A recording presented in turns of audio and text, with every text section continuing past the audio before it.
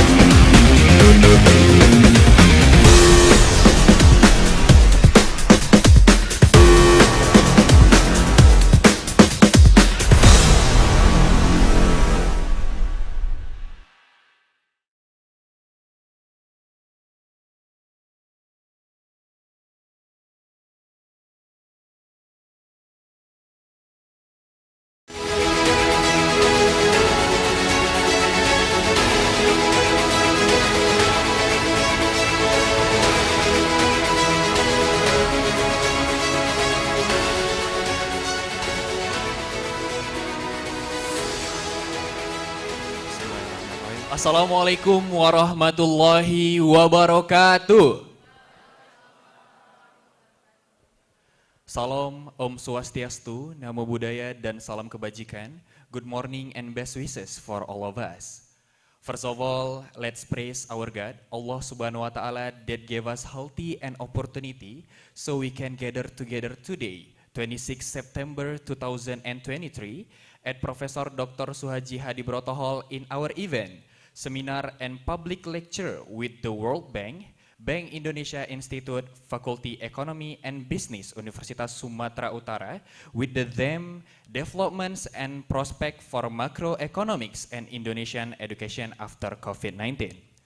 Good morning and welcome for our Honorable, the Dean of Fakultas Ekonomi and Bisnis Universitas Sumatera Utara, Dr. Fadli SMSI, with the Vice Dean, our respectable Mrs. Anissa Antono as Australian Embassy, and our respectable, our speaker, senior economist from the World Bank, Mr. Wael Mansur, Mr. Shinsaku Nomura, and Mrs. Indira Maulani Hapsari.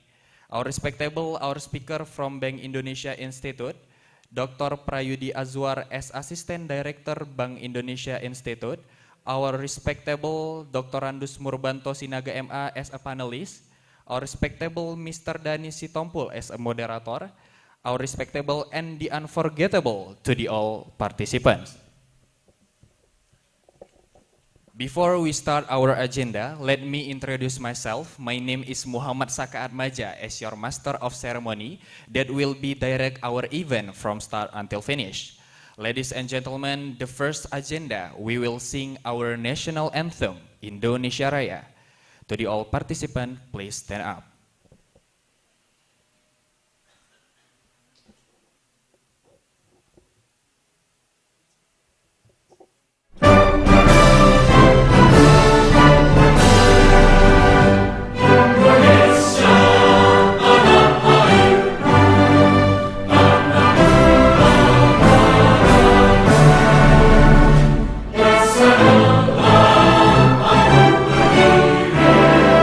Jangan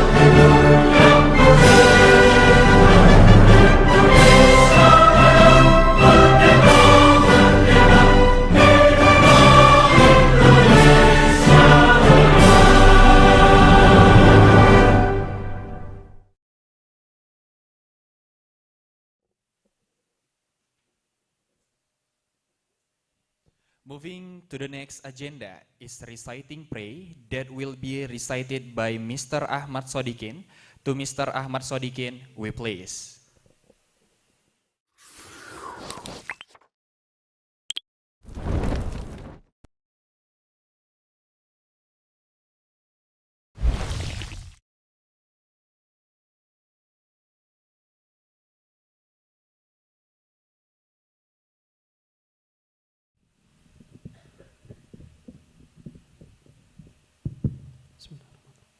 Assalamualaikum warahmatullahi wabarakatuh.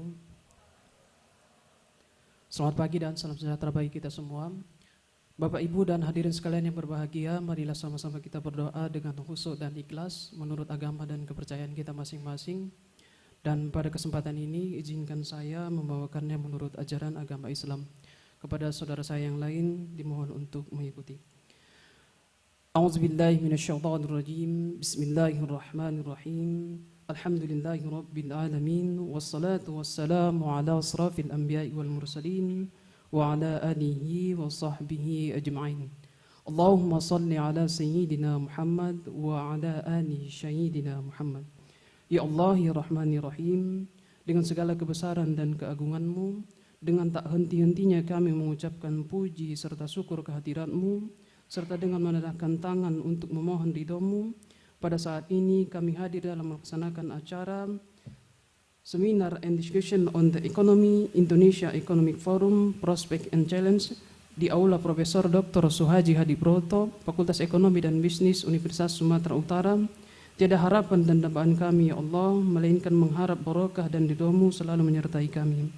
Ya Allah, ya Tuhan kami, di awal pertemuan ini berikanlah kelancaran kegiatan kami sampai nanti di penghujung kegiatan ini, dengan mengharapkan kemanfaatan, ridho dan barokah dalam pelaksanaan ini guna meningkatkan pengetahuan, keterampilan serta kepribadian kami, ya Allah. Ya Allah, ya Tuhan kami, Tuhan yang Maha Pengasih lagi Maha Penyayang, ampunilah dosa-dosa kami, dosa kedua orang tua kami, dosa para pemimpin dan pendahulu kami, dan jadikanlah semua kegiatan dan aktivitas kami, ya Allah, menjadi amal soleh dan ibadah kepadamu. Rabbana atina fid dunya hasanah wa fil akhirati hasanah wa qina azabannar. Fa'lika subhana rabbika rabbil izzati amma yasifun wa salamun alal mursalin walhamdulillahi rabbil alamin. Assalamualaikum warahmatullahi wabarakatuh.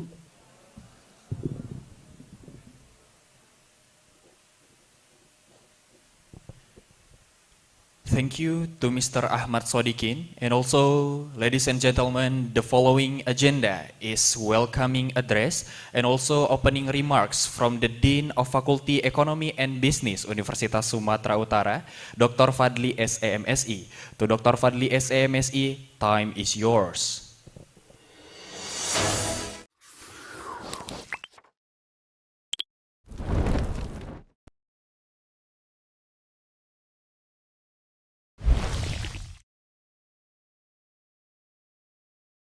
Assalamualaikum warahmatullahi wabarakatuh. Good morning, selamat pagi untuk kita semua. A very warm welcome to our respected lecturers, speakers, guests of honor, and our beloved students. Thank you for fulfilling our invitation and coming to Faculty of Economic and Business today.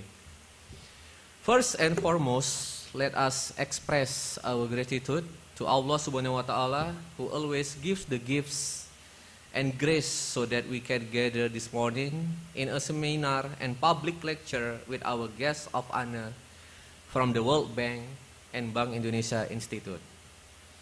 Hopefully, our event today will be full of blessings and insights.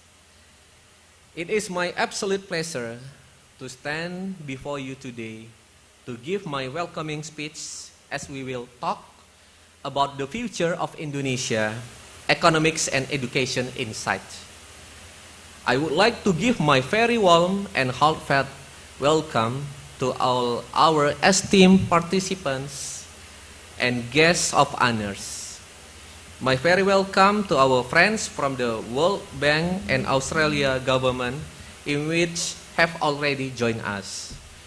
Our honorable guest, Mr. Wael Mansur, welcome sir. Mrs. Indira Maulani Hapsari, Mr. Shinsaku Nomura, the senior economist from the World Bank. Welcome to Medan, Mr. and Mrs. Welcome to Universitas of Sumatera Utara. Today our speakers will present the condition and prospects of the Indonesian economy and the impact of COVID in education, which is part of the Indonesia Economic Prospect IAP report. The Honorable Mrs. Anissa Antono, Senior Program Manager from Australian Embassy. Welcome to FAB USU, Miss. The Honorable Bapak Dr. Prayudi Azwar, who is joining us today virtually through the Zoom meeting. Welcome aboard, sir. My respect as well, the Vice Deans of the Faculty of Economic and Business, Universitas Sumatera Utara, heads of study programs, and all lecturers from the Faculty of Economics and Business who attended this event, all academics and fellow lecturers from universities, 16 universities in Medan cities, and all our dear students who will become the next generation and will bring pride to all of us in the future.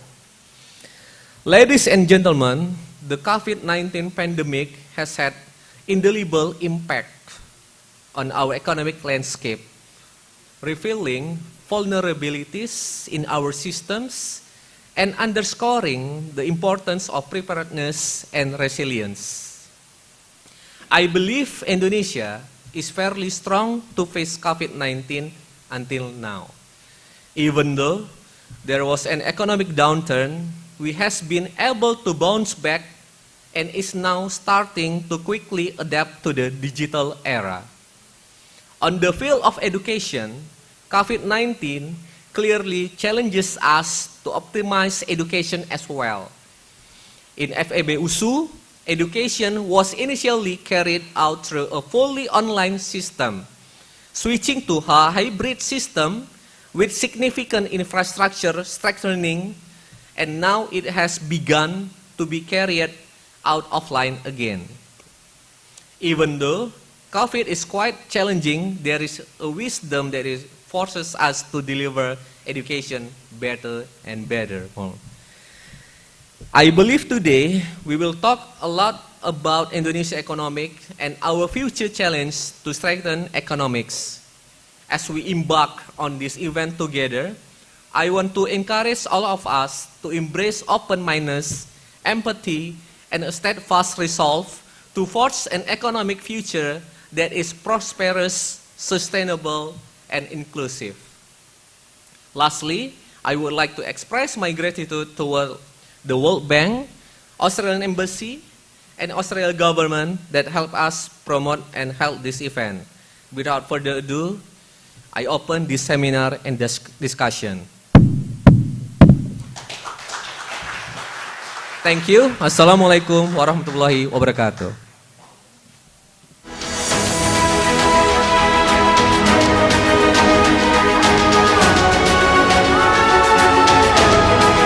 Yeah. Thank you so much to Dr. Fadli for the warm welcoming address and also for the warm opening remark. And move to the next agenda is opening speech from Mrs. Anissa Antono from Australian Embassy. To Mrs. Anissa, time is yours.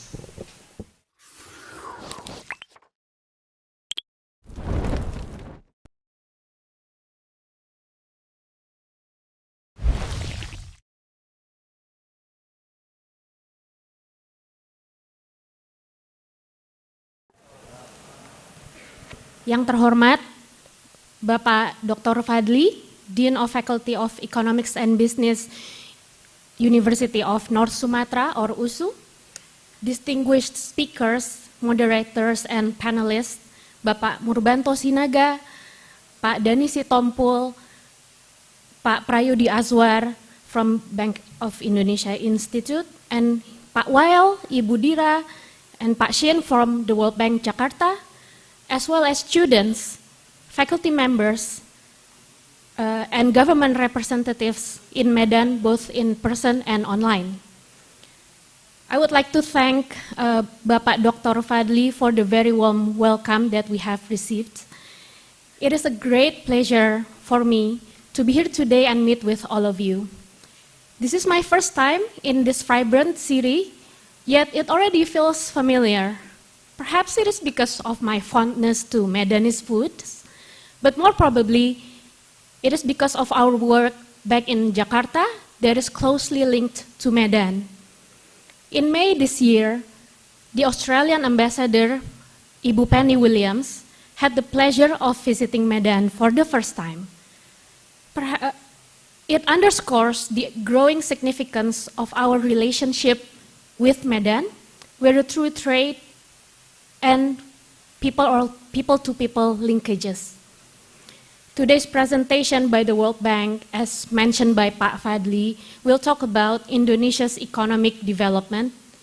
It will also have a special focus on education and learning outcome during the pandemic.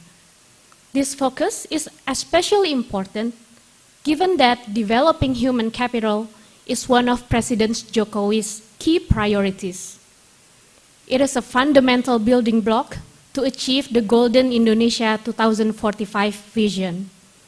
And Australia shares the same belief that investing in education is investing in a long-term growth. Our Australia Awards program is a testament of this commitment.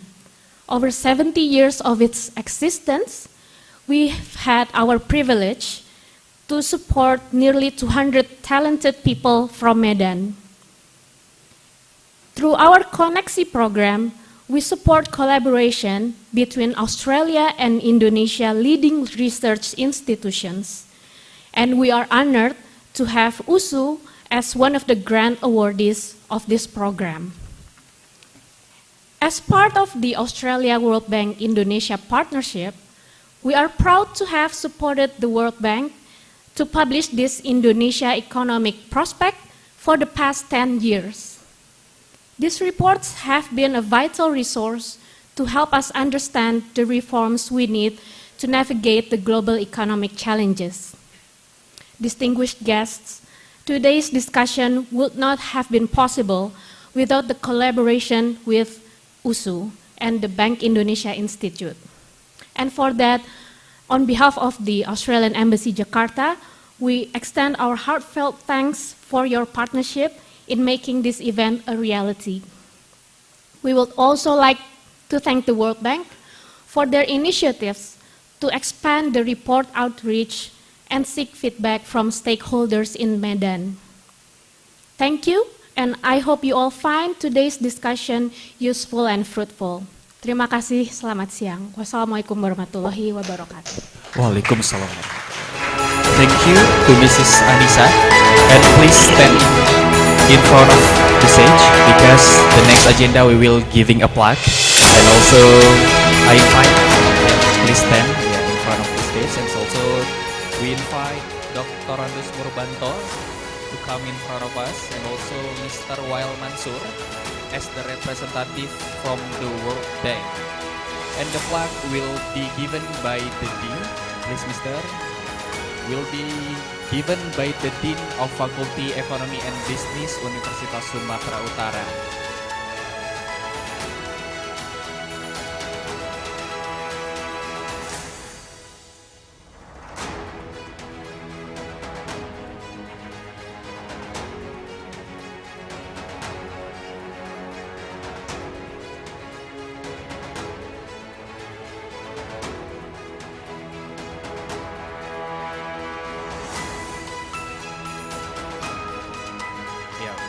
Is the first plaque giving to Mr. Wael Mansur, as our amazing speaker. And the next for Mrs. Anissa. And also for the Dr. Andus Murbanto. Yep, let's give a round of applause for our amazing speaker today.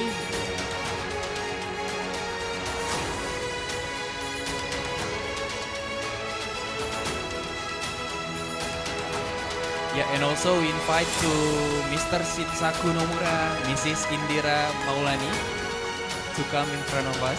Yeah. Oh, yeah. From the World Bank, also give to Faculty Ekonomi and Bisnis the plaque. Yeah. Once again, give applause to all of us. Yeah, we invite to Mr. Shinsaku Nomura, Mrs. Indira, our moderator, and also the Vice Dean of Fakulti Ekonomi and Bisnis Universitas Sumatera Utara to take a picture, to take a photo with all of us.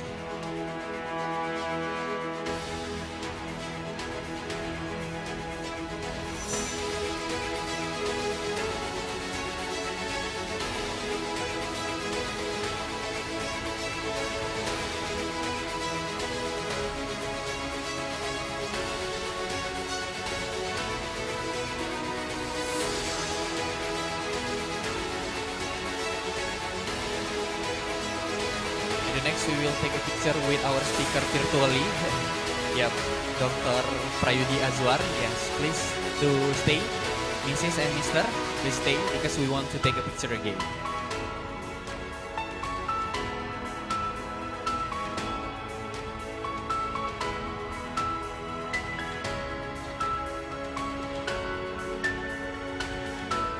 Okay, thank you to Mr. and Mrs. May you take a seat.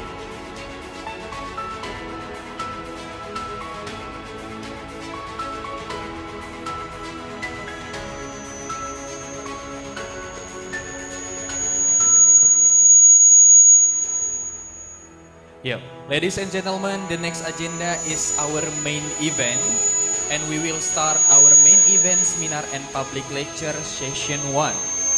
And also, our session will be direct with amazing moderator, and let me introduce our moderator. He is Mr. Dani Sitompul, and also he is a lecturer at Fakulti Ekonomi and Bisnis Universitas Sumatera Utara. Without further ado, let's give a round of applause to our moderator, Mr. Dani Sitompul.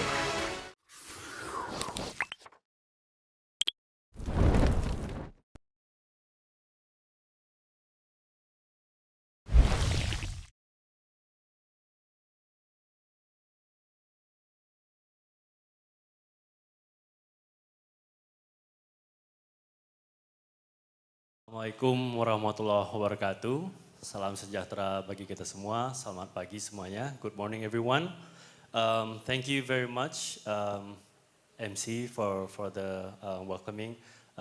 We are happy here because we have a great seminar and discussion about economic, especially in Indonesia, economic forum and prospects and challenges. We have 4 great speakers and panelists.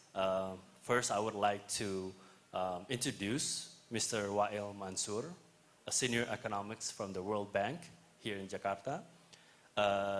Mrs. Indira Maulani Hapsari, also a senior economist in the World Bank. Mr. Shinsaku Nomura, senior economist also from the World Bank. And Mr. Dr. Prayudi Azwar, who is joining us virtually by Zoom. And we also have a panelist from our own lecture, Mr. Dr. Andres Murbanto Sinaga, ML. So without further ado, I would like to invite all of our speakers and also panelists in front of the stage.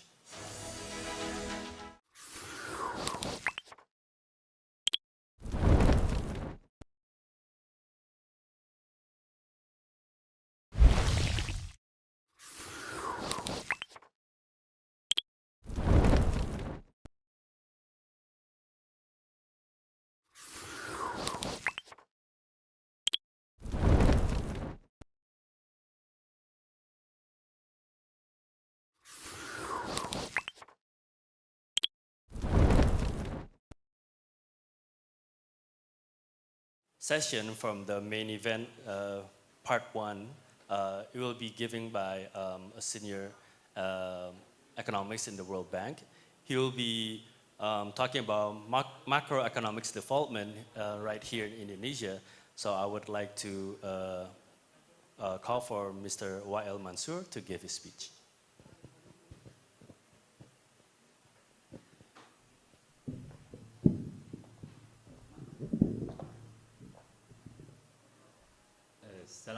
alaikum wa rahmatullahi wa barakatuh. Thank you very much.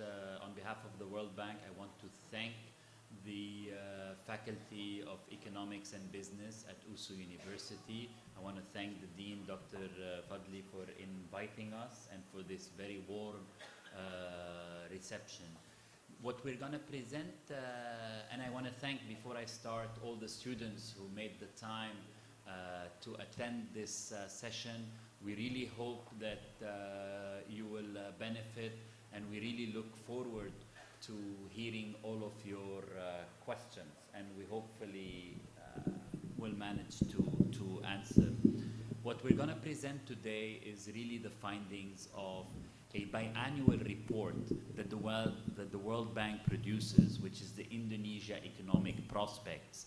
In this report, we typically look at the World Bank's perspective about the Indonesian economy, the macroeconomic linkages, the policies, the structural reforms, and the intersection between growth and macro. We also look at special focuses that are more from a sectoral perspective, but that are also important to the sustainability and to the long-term prospects of the Indonesian economy.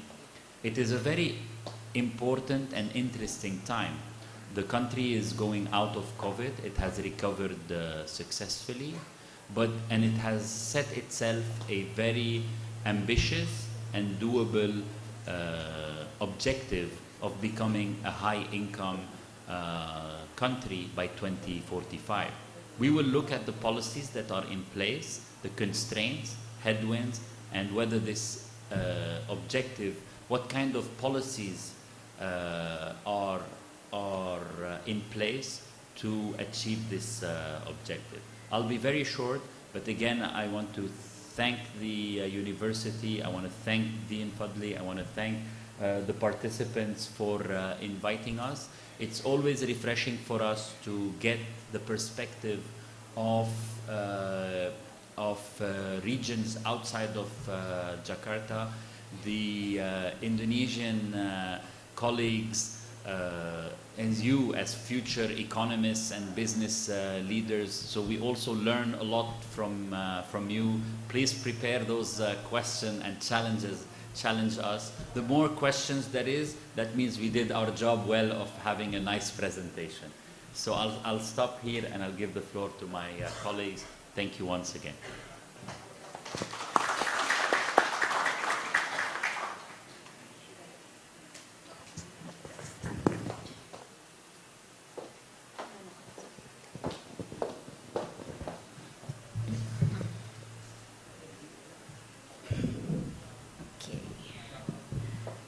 Assalamualaikum warahmatullahi wabarakatuh. Selamat pagi, Dr. Fadli, Dekan Fakultas Ekonomi USU, Dr. Andes Murbanto Sinaga, dosen Fakultas Ekonomi USU, Dr. Prayudi Azwar, Bank Indonesia Institute, Bapak Denny Sintompul, juga dari USU, Ibu Anissa, dan Bapak-Bapak Ibu sekalian dari Fakultas Ekonomi Universitas Sumatera Utara. So, although I'm Indonesian, I promised to deliver the presentation in English. So, first of all, thank you for the opportunity to present our latest economic analysis, which we published through our reports, the Indonesia Economic Prospects. So, my name is Indira. I'm a senior economist in the World Bank. Today, in this presentation, I would like to deliver 3 key messages. The first one is on the economic outlook, where we expect growth to remain strong, but there are some shifting in the drivers of growth. The second one is I'm going to deliver 3 points of macroeconomic foundations which Indonesia has, which are disinflation, deleveraging, and de-risking. I will explain it later in the Indonesian economy. And this macro foundation has helped Indonesia to build the economic resilience and policy space for the upcoming, for the years ahead. And the third one is on how Indonesia, with this already good macro foundations, could actually enhance and leverage the greater economic potential to reach its vision. Like Pak Wael mentioned before, Indonesia wants to become a high-income economy by 2045. So how this macro could help the microeconomic sector to achieve that goals by 2045. Next.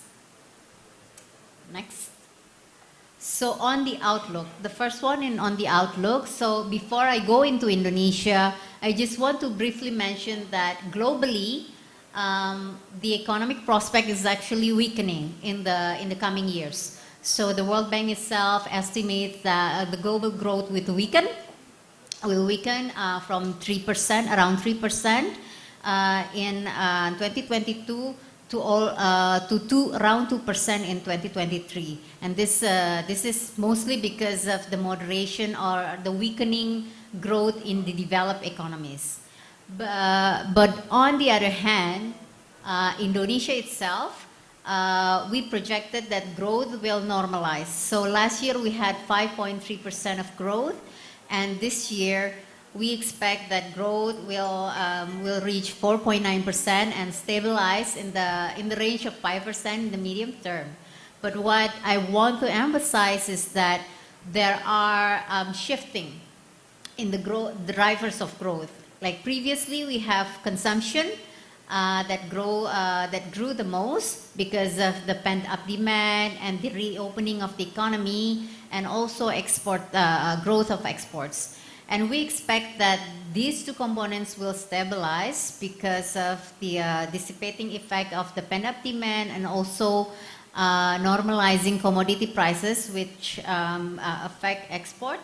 But growth is expected to come from investment, which we expect to pick up a little bit after 3 weak years of investment.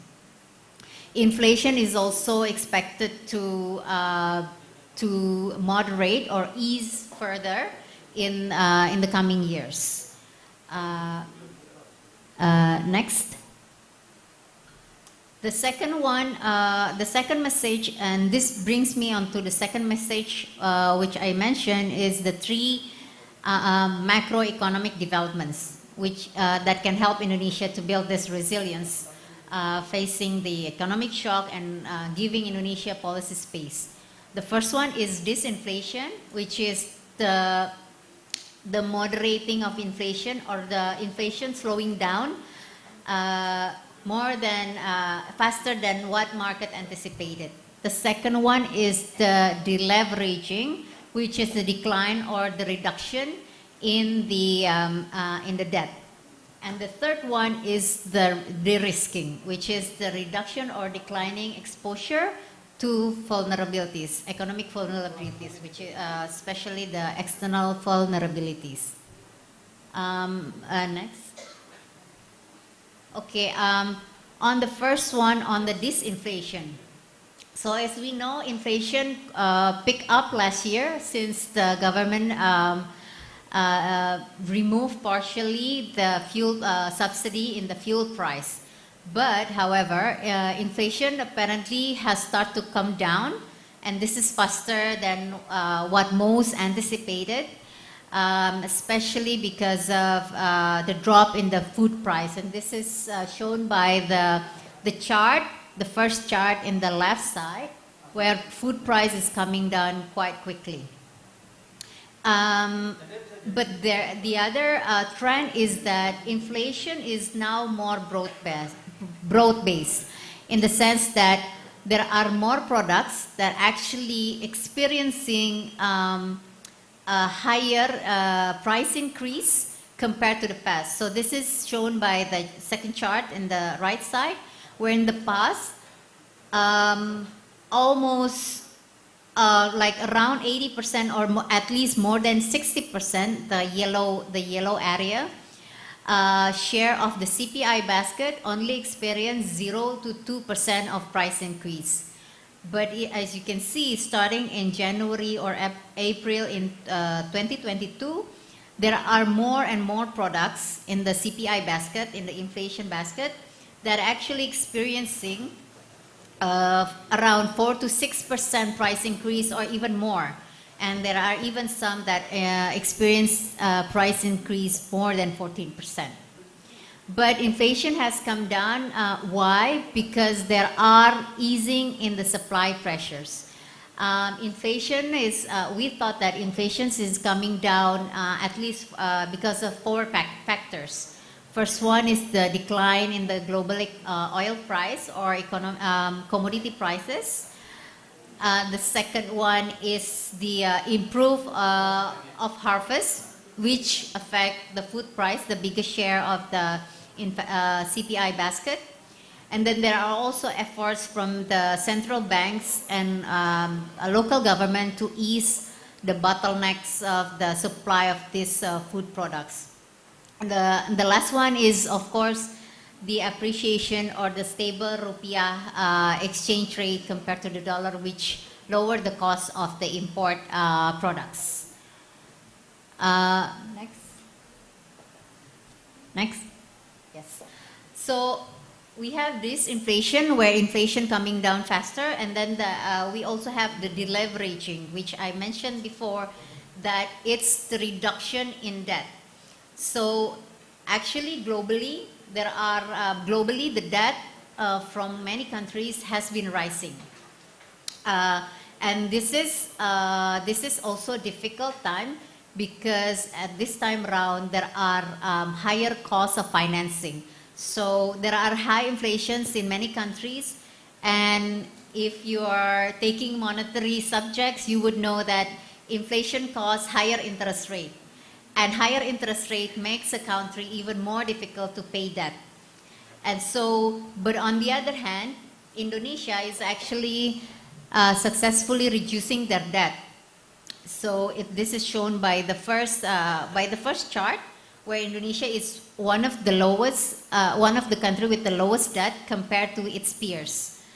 And this is also attributed to like a sound macroeconomic and fiscal policy, where there are reduction in the deficit, good revenue, budget performance, good spending, cuts of spending from the COVID period, and increase in revenue because of the commodity windfalls. And this has leading to lower deficit, with then lower borrowings from the government. Next. So not only the government debt that has declined, but external debt is also declining, and this is benefiting Indonesia because it has so it makes Indonesia pay lower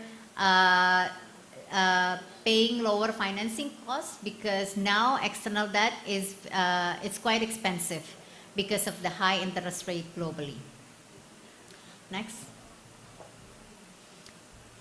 The next one is the de-risking. So I said before, there is this inflation, which is good. Inflation is coming down, and then there is the reduction in debt or the leveraging. And both of these factors or features, combination of the leveraging and disinflation, actually makes Indonesia help Indonesia to de-risk or to reduce its exposure of sources of vulnerabilities. So one source of vulnerabilities is the cost of financing, which is coming from debt. And when a lot of countries, mostly developed countries, are now tightening their monetary policy, the credit risk premium for emerging markets, including Indonesia, is also increasing. And this is shown by the first chart, where there is a premium of the credit risk on emerging markets.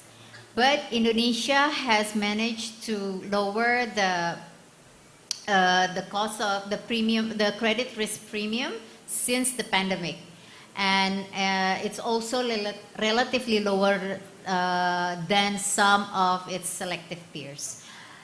Aside from that, Indonesia is also benefiting from the current account surplus. So right now, if you maybe monitor the economy, Indonesia experiencing a current account surplus in 2022 and also in 2023 for the first quarter.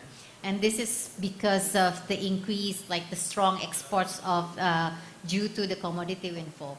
And this current account surplus and also the low external debt, external financing has helped Indonesia to reduce the source of external vulnerability. So if there is any shock, economic shock from globally or from externally, Indonesia managed to lower its risk of the economic shock from the global economy. Moreover, the financing the source of financings that Indonesia use are now also more stable and coming from the FDI rather than the portfolio inflows, which is more volatile and more risky more vulnerable to external shocks. Next. And just one more thing on the de-risking. Aside from lower risk from external vulnerabilities, Indonesia has also improved its cushion or buffer against the external shock, which is shown by quite adequate or external reserves, shown by the external reserves of the central bank, and also low currency volatility. And this low currency volatility is important for investors. So if we're talking to investors, what they see is not how the currency like depreciate or appreciates, but it's more like whether it's stable or more volatile. And of course, a more stable currency volatility is good for investment. And this is what Indonesia also has, which help Indonesia de-risk to external vulnerabilities. Next. And so these stable, I'm talking about macroeconomic achievement. And this has been achieved by Indonesia thanks to this prudent and sound macroeconomic fiscal policy, and we need to acknowledge this. However, we think Indonesia can even perform better, boosting the growth and really enhancing the economic potential. I know that you are familiar with economic potential, not just like growth, like potential output and actual output. This is something that is always taught in the faculty, and this can be done through some organizing, or we use the word decluttering on the microeconomic sector. So if I can switch quickly to Indonesia, bahasa Indonesia, I will explain it. Di sisi makroekonomi terlihat semuanya bagus, dan terlihat indikatornya bagus. Tapi kita juga perlu sedikit pembenahan di sisi mikroekonomi supaya potensi-potensi ekonomi Indonesia ini benar-benar digunakan dengan baik sehingga it can boost your growth and boost your growth and use the full resource of the economy. Next. So what I said in the before, we have to enhance the economic potential. Economic potential is what the economy can produce if it uses the full resource that is available in the economy. And if we compare Indonesia to other low middle income countries, we actually have lower productivity compared to other countries. And this is determined by the use of the resource. So how countries use their capital, how countries use their labor to create the produce output. And unless Indonesia's productivity rate increases, then we cannot, productivity will, output potential will continue to decline. And thus, it will be even difficult for Indonesia to achieve these high income goals or targets by 2045. So, next. Oh, can we skip yes, next. Again.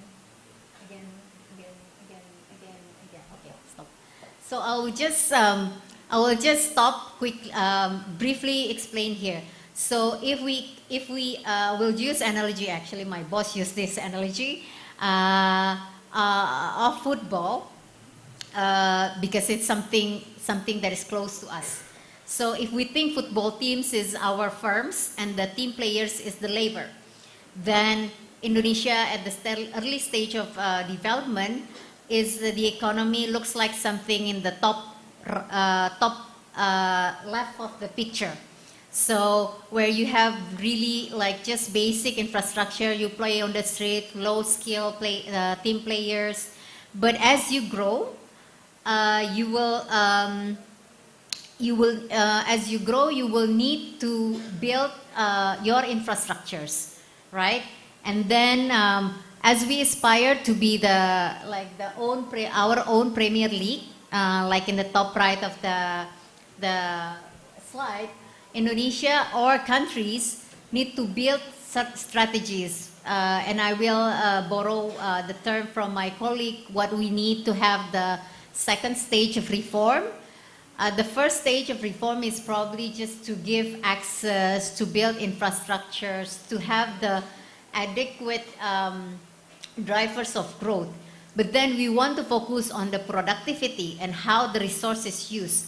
And that's when the country needs a strategy, like games, rules of the games, where players can move around freely and where firms can, like if I use the analogy, where firms can compete and produce efficiently.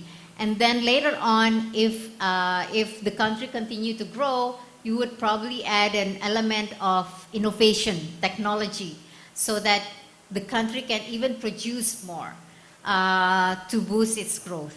Next.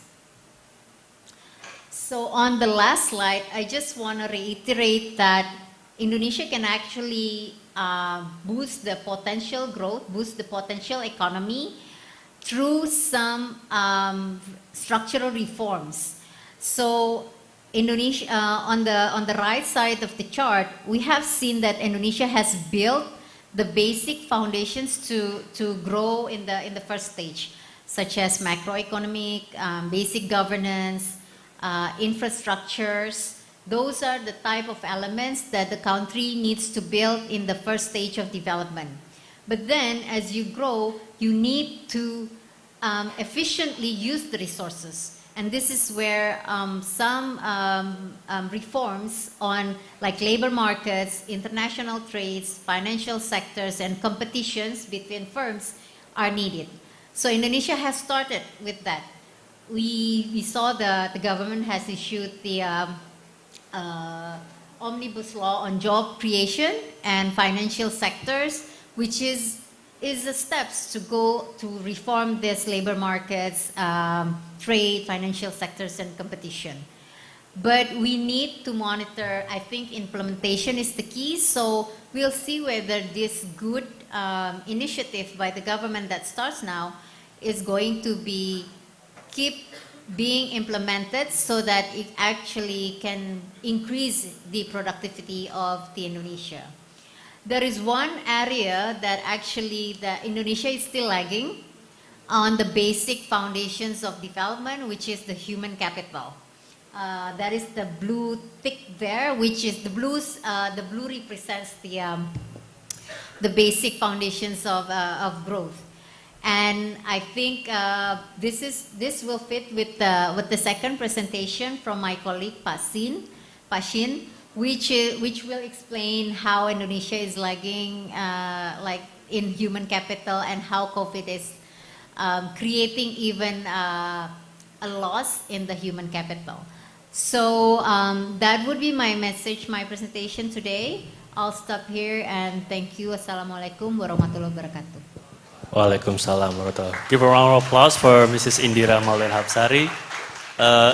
There's an interesting presentation where we see that macroeconomics are very important and has a very important role in our economic development, but we also cannot forget about the micro side, where we see that that's also important, and we will see something else about the development of the human capital for our next presentation that will be combined and really interesting to see what is the other side of this economic now in our country, where we will hear from Mr. Shinsaku Nomura about the development of the educational side, the impact from COVID-19 on learning outcome also.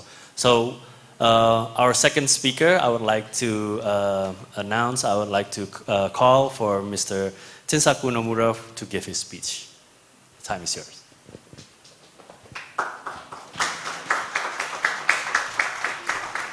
Selamat pagi and good morning everybody. My name is Shin Nomura, senior economist from education team of the World Bank, and thank you very much for giving us the opportunity to speak with you today. Let me first ask, how many of you are students here in this floor? Students? Berapa yang mahasiswa di sini? Oh, okay. Ada berapa mahasiswa? Okay, yeah, they are. Okay, there you go. Right? Okay, so I have a test for you. Quiz. But we probably already know the answer. You know, so you're economics students, right? So you know the production function. Yes? No. Production function? What is the factors of production for economic production? Apa faktor-faktor produksi ekonomi? Ada yang tahu? Raise your hand. It's economics 101. Yeah, outputs equals to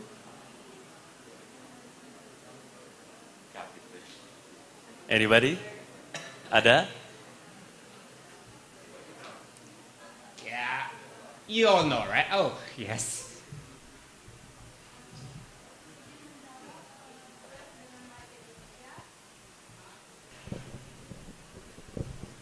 Oh, thank you. Thank you for volunteer and thank you for arranging the microphone. Terima kasih sebelumnya, saya Mariana Situmorang dari Prodi Manajemen Angkatan 2020 Universitas Sumatera Utara. 4 faktor produksi yang diperlukan adalah yang pertama sumber daya alam, yang kedua tenaga kerja, atau yang ketiga modal, dan yang keempat adalah teknologi.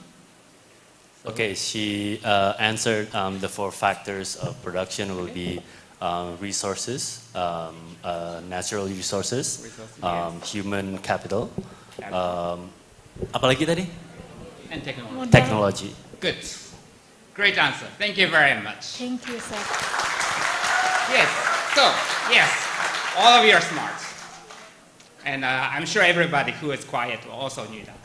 So, I'm picking the capital part and especially the human capital part of the economic development as part of this presentation. Okay? So those who are studying economics, this is a topic of education, but important for economics. And since I still have your attention, think of 2 years ago today, what you were doing. So it's September, end of September 2029. And around this time, 11:30 a.m., where were you studying? Or for the faculty members, working? And I guess probably many of you remember the time that you are studying or teaching from home around this time 2 years ago. Yeah? So this is a time that everybody in the world went through a very unique experience of a different economic activities and also, in your case, learning experiences. And all the students in Indonesia went through a different learning experiences. Next, please. So in this presentation, I have 4 parts, and I introduced a terminology we use, that learning loss. Next, please. Let me start with the theory behind, or theoretical model behind, what is a learning loss. Okay? In the normal time, look at the dotted blue line going upwards. You like graphs, right, as economic students. So on the horizontal side, it's time. If you go to the right, you spend more time.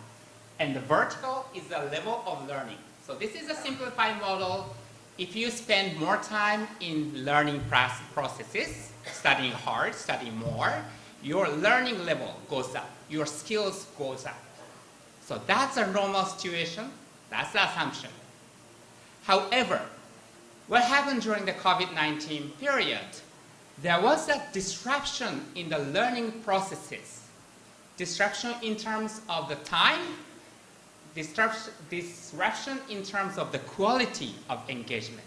So temporarily, the learning experience or learning levels went down. There is a gap. If nothing happens during these 2-3 years of school closure or disruption, the learning was supposed to go up in the blue line, but in reality, because of the disruption, your actual level of learning is lower than you are supposed to reach if without the disruption. Now, coming out of the disruption time, your learning level curve is going upwards again, but where you reach may not be the same place as you have reached without the learning disruption. Next, please.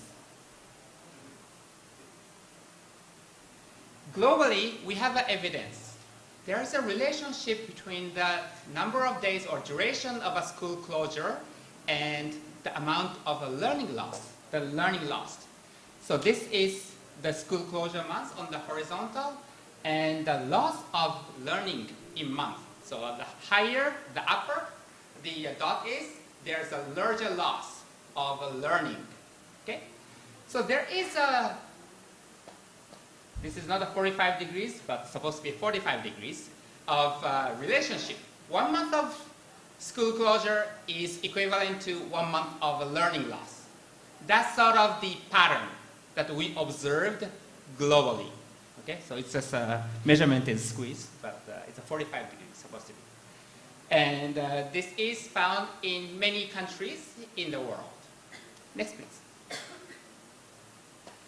Then, situation in Indonesia.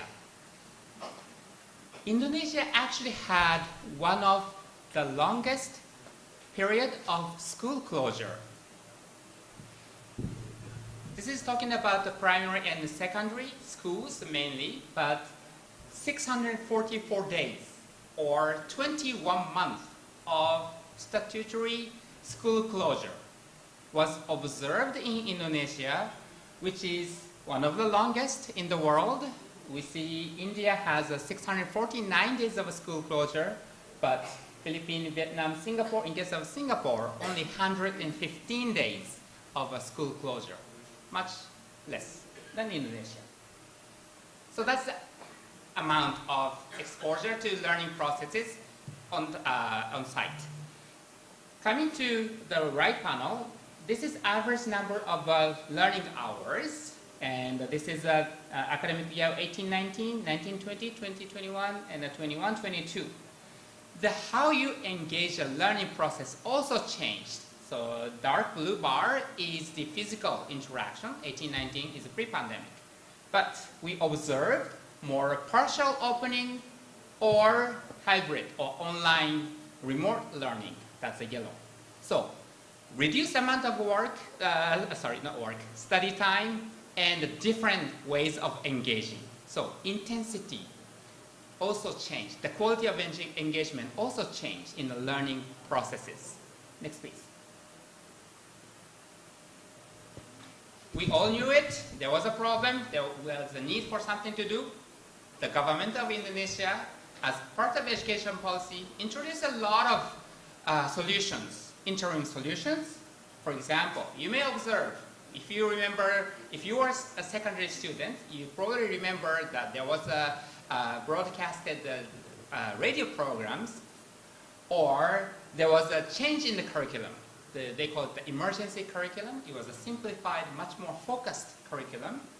And there were targeted education financing scheme to support those schools without internet, for example. You need to have internet, right? Or there was a different online-based learning modules. So if you remember, there was an app-based test or the textbook. Those were introduced during the COVID time as part of the solution. Next, please. Okay, next, please. Yet, we try to study what happened during this COVID-19 time and in terms of the students' learning level. And there was a study that the World Bank, together with the government of Indonesia, conducted in 2019. Of course, nobody anticipated the pandemic would happen, but because there was a data in 2019, we decided to use it as a baseline data, and we did a survey in 2023, which is this year, and went back to the same schools. So this is a national representative sample of primary schools, grade 4. So this is a grade 4 students of 2019 and 2023, 4 years apart. And we observed how the students of 2019 and 2023 perform differently or same on language test, Bahasa Indonesia, and numeracy, math test. Then we had findings. Next, please.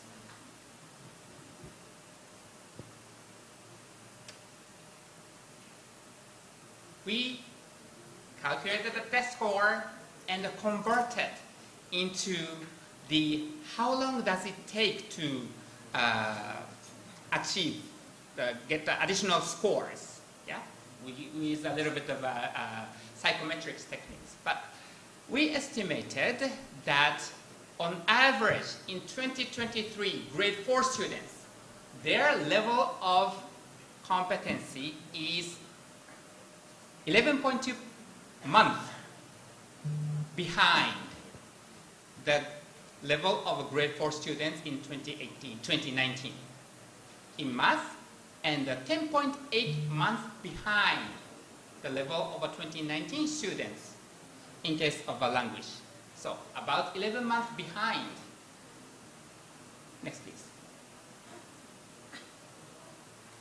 So you remember this is a graph, same graph that I presented earlier. This is a little bit more towards the 45-degree line, right? How does that Indonesia's learning loss is situated internationally?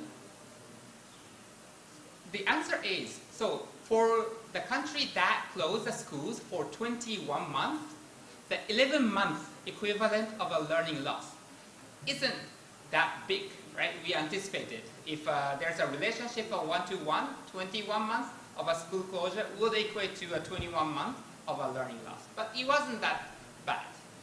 Of course, we don't know what exactly happened, and one of the factors is that we studied this in March 2023, which is this year, so schools already open and back into sort of recovery mode.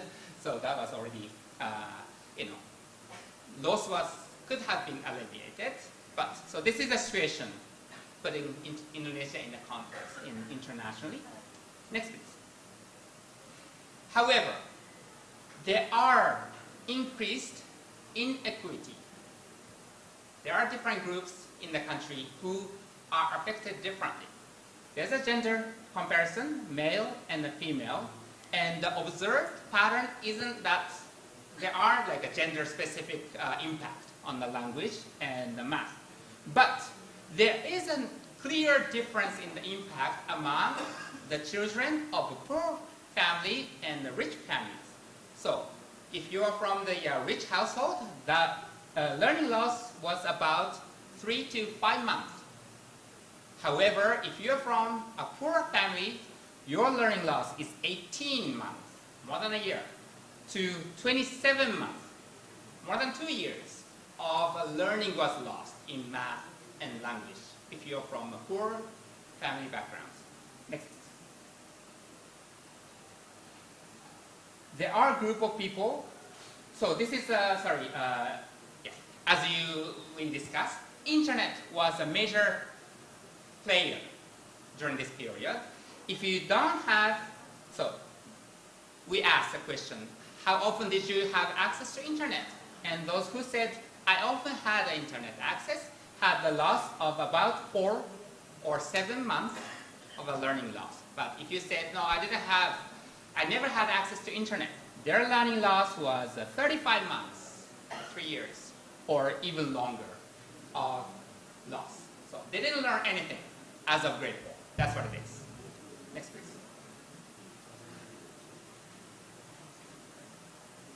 This is COVID-19 was a health-related risk. So health factors also mattered. There are people who experience a sickness themselves or family members, or in the worst cases, the death of family members or somebody close. It has a mental effect. It has an effect on the time you spend at household time allocation. So children have to support the sick family members or do household chores. Their learning time is lost. So there is also a pattern that those who suffered from a death or sickness of family members have a larger learning losses. Next, please.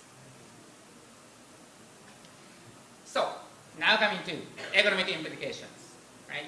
We made it much simpler.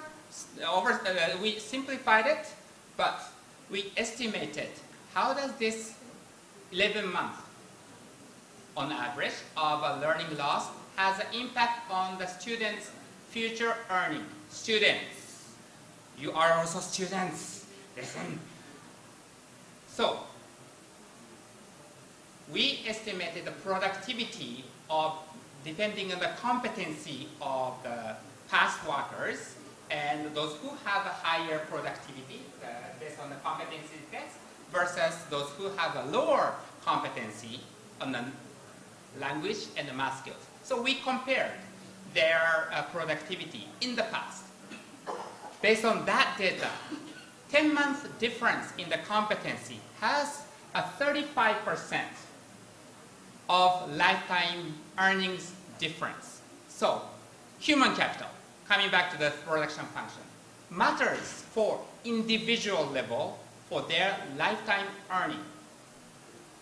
There's a gender difference. In case of men, there's a 31% of a lifetime income loss. For women, 39% lifetime income loss because of 10 or 11 month equivalent loss of learning. Then you have to think, how does that relate to the economic development as a country, right?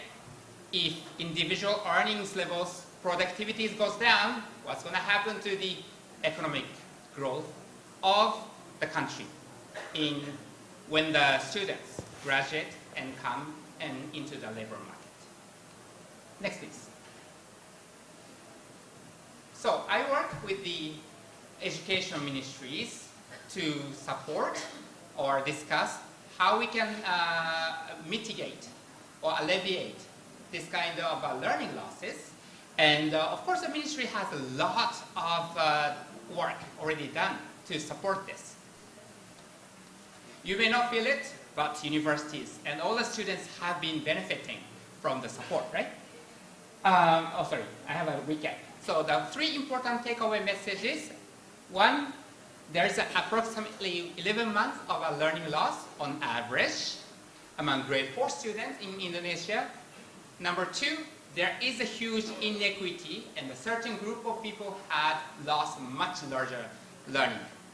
And number three, there is an economic implication of a learning losses. Next, please. So there are government programs to support and reform the education system and to respond to this kind of short-term acute shocks, and also to make the education system stronger. Next, please. In particular, we are focusing on the remediation of the learning loss. So that the important point is that if you don't have a road now, yes, it's inconvenient not to have a road, but you manage it. 10 years later, if there's a road, you will start benefiting 10 years later. If students, you don't get any support, and the government give you a support 10 years later, okay, you can get the education 10 years later. Does that work? No, it doesn't work. If the students, let's say if you have a siblings, your sisters or brothers, let's say around age 10, if they don't get support now, is it okay to get the support 10 years later when they are age 20? To get the support of 20 times 14? It's too late. If learning loss is occurring among the students today, they need to be supported today. So that's the rule for remediating learning loss. So we discussed now that, okay, it has to be immediate actions, and through all the parties, not only the government, schools and parents, it's everybody's effort to recover the learning losses. Next, please. Specifically, there should be a certain catch-up. If before students learn 1,200 hours, and if the hours during COVID time was 700, there's a loss of 500 hours of engagement.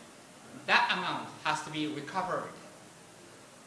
And it is important to teach, this is something educational, but the teaching at the right level. Meaning, if grade 1 students didn't learn alphabets and basic addition, subtraction, 3 years later, they are grade 4. And can you do the equation? No. You have to start with the basic addition, subtraction in order, before you actually do the multiplication, division, and functions, right? So, teaching at right level is student-centered approach to make sure students recover what they have missed or lost during this period.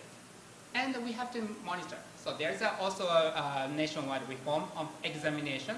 Now they call it Assessment National. It's a competency-based test. So the one that you experience is now different. Next, please. And the last set of recommendations, the policies, is inequity. Certain people suffered more, and those are the ones who need more support. Next, please.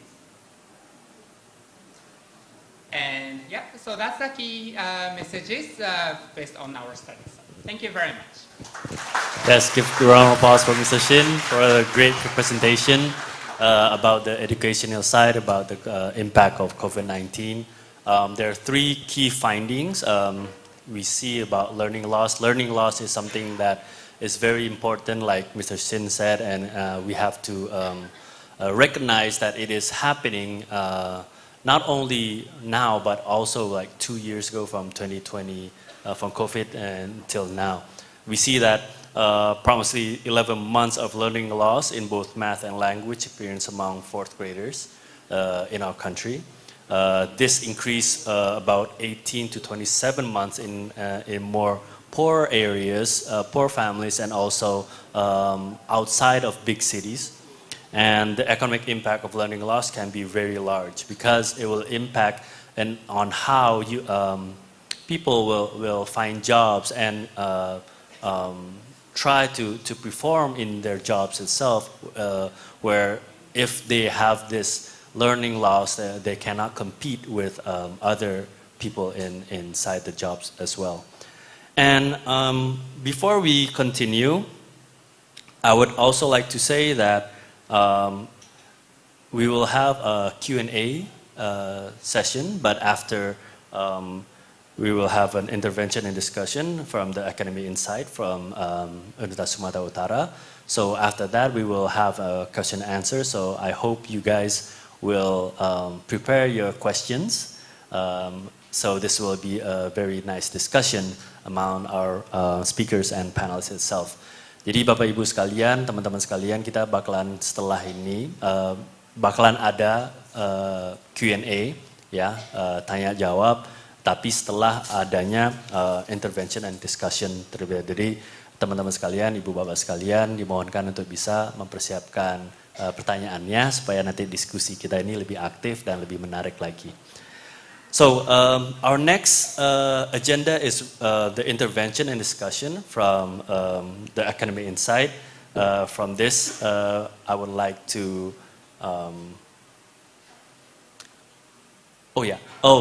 before that, I'm sorry. Before that, we have Dr. Prayudi Azwar is already here. Selamat siang, Pak Prayudi. How are you? Can you hear us? Yes, clear. Thank you, Pak Doni. I'm good. Can you hear me clear? Yes, we can hear you. Okay, just a bit echoing here. Okay, how many minutes that I have? We have around 30 minutes. Yeah, 30 minutes. 30 minutes. Okay. Thank you for that. Thank you, Pak Doni. I'd like to greet our Dekan of FEB USU, Pak Fadli, and I enjoying the discussions that having shared by Mr. Mansur, Bu Indira, Mr. Sisako, and also later on we will find the points from Pak Murbante. Assalamualaikum warahmatullahi wabarakatuh. It's a great pleasure that I can join with this great event where we have here from the World Bank, which is my colleague for discussing the policy, and also from the Embassy of Australia, where I get my PhD for Master and PhD from UWA, and also especially with the FAB USU, where I have a personal attachment with this campus because I was sharing my teenagers' time here in Medan. So it's always great if I have a chance to come here. But unfortunately, at this moment, we are pretty busy here. So from that, so to greet Horace, and then we will start the discussions because I just have about 30 minutes. But I really enjoy about the macroeconomic perspective and measurements that shared by the World Bank, and also especially talking about the human capital, how to improve that, shared by Mr. Sinsaku, especially in Central Bank, in Bank Indonesia. We also involve heavily with the kampus mengajar, praktisi mengajar, and also with what is KMBK, something like that, and also the belajar mandiri, something like that. And Alhamdulillah, Bank Indonesia received the award from the ministry as one of the leading institutions in joining this program to improve the human capital of Indonesia.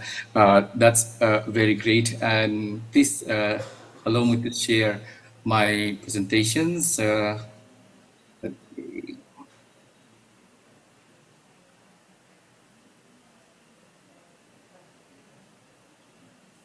Can you see it, Pak Doni? Yes, we can see. Okay, thank you. Okay, my chance here at the main event session 2 of the Indonesian Economic Forum's Prospect and Challenge is how the Bank Indonesia policy, especially in playing the balance, striking the balance, the nexus between the economic growth and stability. And here the directions of policy mix at Bank Indonesia. We understand that since 1999, we are mostly focused on single policy, maintaining especially the inflations or the exchange rate. But then nowadays, especially after the COVID-19, we accommodate several points that we could consider related to the new legislations about the Undang-Undang P2SK. So now we are maintaining stability and reviving growth. So in terms of policy response, we are not 100% concerned on the inflations only, but also how to reviving the growth, especially when we are just facing the stagflations several times ago. And I'm glad that it's mentioned by our colleagues from the Indira, yeah, from the World Bank that Bank Indonesia and also Ministry of Finance can maintain a very strong performance in macroeconomics policy, and the result is very good relative to the other countries or the other regions. But we still have, of course, as mentioned before, a challenge on the reform in the structural reforms and also in the real sectors, and especially in how to optimize our I say as a golden era of the youth that we have right now, with improving the quality of education, so the human capital will be such like an augmented factors or total productivity factors in the Cobb-Douglas economic equations that we learn about the growth. Okay, so here we improve, beside the monetary, the macro-prudentials, that's especially since the global financial crisis, and then also improve the usage of the payment system, not only for transactions, but also to improve the performance of economy, as we see, we know from the different Fisher's equations, the MVPT. So the ability of us to improve the velocity of money and improve also the transactions, that will increase also the performance of economics. And we also try to deepening our money market and also go toward the inclusive and green economics and finance.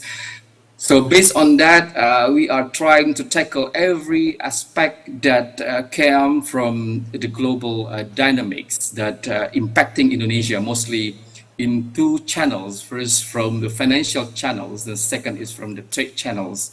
And doing that, maybe because this is our academic forum, I'll share one of my paper about the crisis and how we mitigate that or responding that in Indonesia. We found that based on 72 studies, that we found that exchange rate is the most used indicators in detecting crisis. So the discussing about the exchange rate become critical, and the optimal policy for mitigating crisis, if it's happened, are the monetary and fiscal policy. Here we found that two policy is the main source of us to mitigate the issues when dealing with the external dynamics, especially the monetary policy, which is the forefront of Indonesian economy.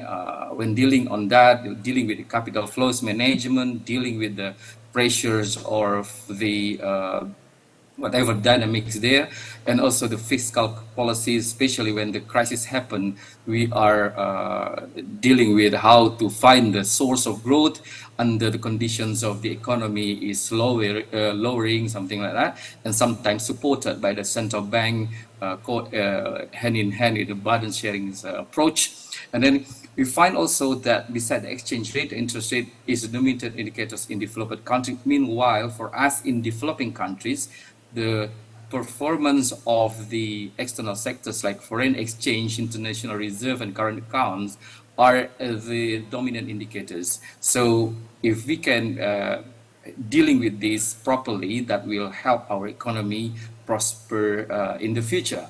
And especially related to the current account, for example, that is touch the real sectors actually from the trade of the export and import, for example. So the performance of the societies or the, let me say, from USU students, if they finish from the school, not all of them, of course, will go for as a civil servant, but most of them shall go to the private sector, especially the business sectors. The better the performance will help the performance of the current account of the economy, that it will increase our international reserve, and that will also help to maintain our foreign exchange. So even this is about the foreign exchange, that's just the outlet of what is we manage our structural reform to improve our performance in export, for example, and how we can lowering our,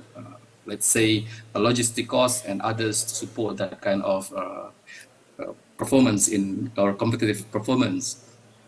So also I would like to introduce this Bulletin of Monetary Economics and Banking, which is run by Bank Indonesia. We have 3 journals, and 2 of the journals is already indexed, Scopus Index. So the students and also lecturers from USU, we are invite you to submit your papers here. And we're talking then about the economic prospect and challenge we have, looking for the setting at the global economy and then the domestic economy, and how we dealing with the policy, how we make a bauran kebijakan, what Pak Peri usually said as jamu manis dan jamu pahit. So that kind of combinations that we play around to have to give a better impact in this so-called uncertainty challenges that we have. So echoing what World Bank said before me, so the global economic uncertainty remain heightened, where it's still projected about 2.7% of growth, where we found the difference between the performance of China and United States, as we can highlight that while the China lower the economic growth because of the weaker domestic demand due to the economic confidence lower, and then household debt is increasing, and issues in plaguing the priority sectors, property sectors, and then amid lower export because of the global economic slowdown. And while in the United States, we found that it's gaining traction on the back of household consumption induced by higher wages and excess saving. So we see from the Global Purchasing Manager Index here, if we go deeper, we found that India performs the highest amongst these, and then we found also the black one is the euro as the lowest, but China is also considered as lower.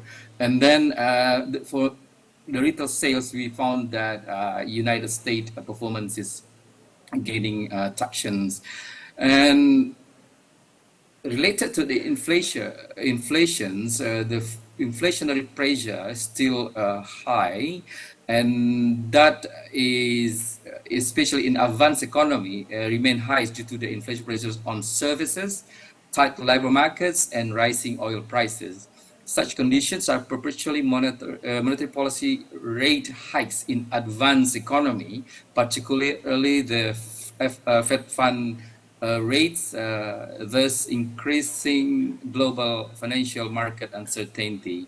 So even that, Bank Indonesia not necessarily increase the price, we will consider all the factors domestically. So we found here that commodity prices and the global policy rate mostly increased lately. And then we also find that the global financial market uncertainty increases. So we can see from the global uncertainty index at the top right of our chart, and also the US dollar performance and risk perception indicators on emerging market economies and the capital flows to emerging market economies. Well, we see the last one is an outflow conditions. So the global market, financial market uncertainty consequently stimulate capital outflows from emerging economies. Currencies pressures in emerging economies are intensifying nowadays, necessitating a strong policy response to mitigate global contagion risks, including in Indonesia. So if you go to our domestic conditions, we can say praise to the Lord, Alhamdulillah, that Indonesia economic growth remains solid. So the solid supported by the domestic demand. The solid household consumption growth is expected in line with the persistent public confidence, including the younger generations, to increase their consumptions of services. And also we have investment continues to perform well in line with the ongoing completion of the national strategic projects, and also the export have slowed due to weaker global demand and falling commodity prices despite solid service exports. By sector, several services sectors are contributing to economic growth, including wholesale and retail trade, transportations and logistics, as well as the accommodations and food service activities. So we can see also from the so the strong economic growth will be expected to continue in 2023, with it expected to be 4.5 until 5.3 in range. And the last survey conducted by Bank Indonesia also support the economic growth forecast, including high consumer confidence, positive retail sales, and expansionary monetary purchasing power. Excuse me, can you hear me, Pak Doni? Yes. Hello. Okay, thank you. Yeah. Because it's still lagging here. Okay. And increasing cement sales, we can see from the 4 charts here, and the PMI of Indonesia is constantly increasing, and the cement sales is also increasing after a big drop several times ago.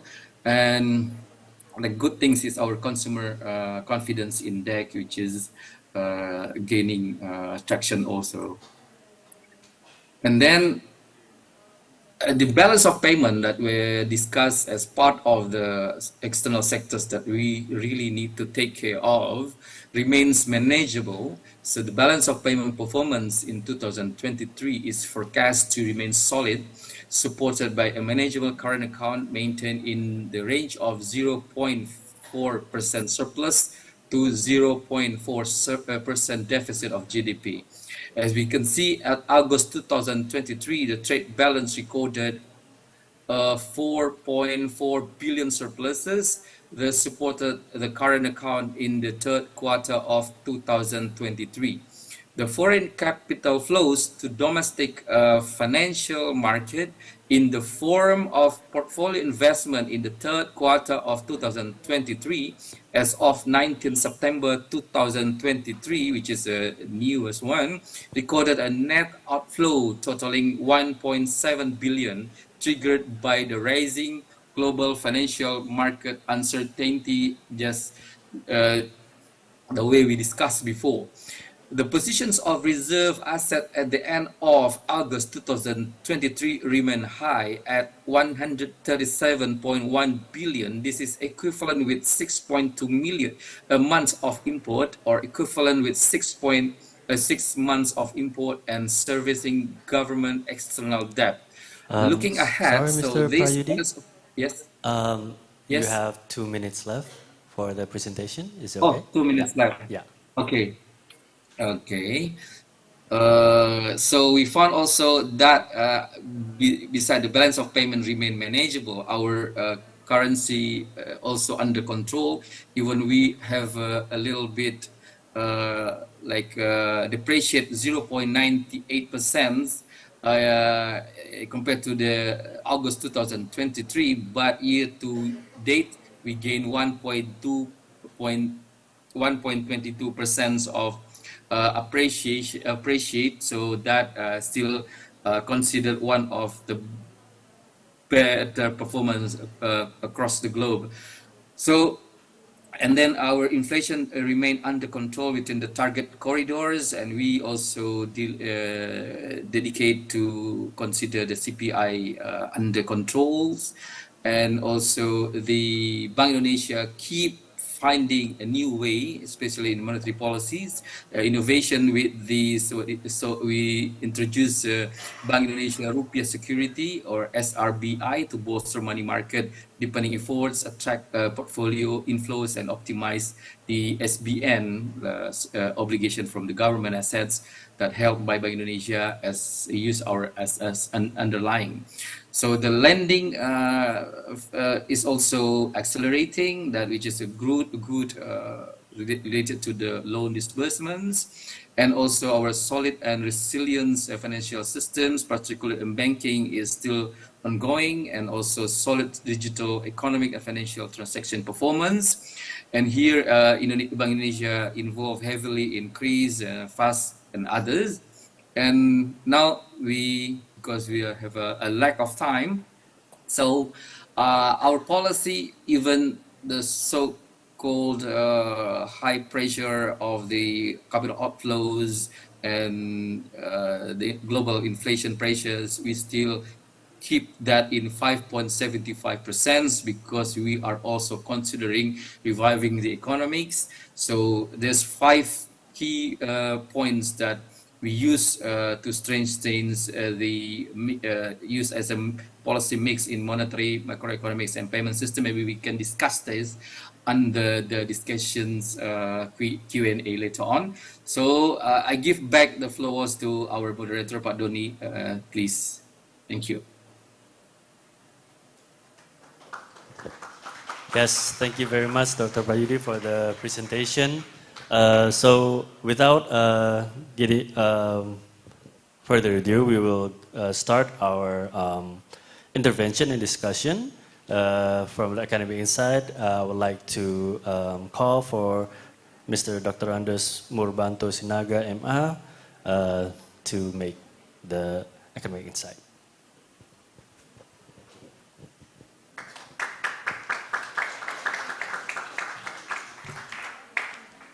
Thank you, Doni Stompul. Give salute to him. He's good English. He can speak English fluently.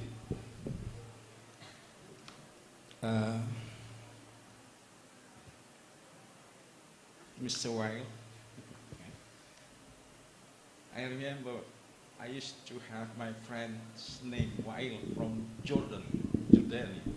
Weil, the meaning of Weil is protector or rescuer. Is that?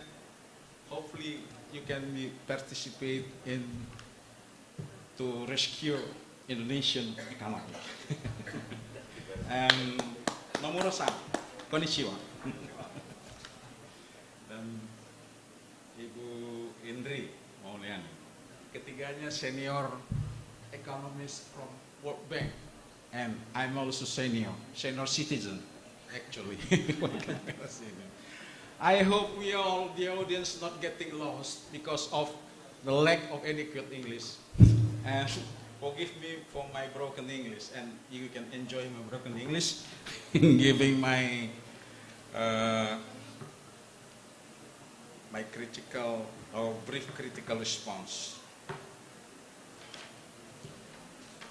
It's supposed two panelists, one for part A, and the second is for part B. But Dr. Prayudi appointed me to do both. This is a brief response to the presentation. First, brief response to presentation of Ms. Indri Mauliani.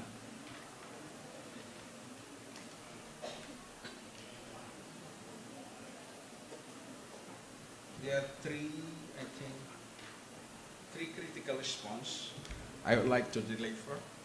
Firstly, what are your recommendations to cope with this following uncertainty? Could you? Okay.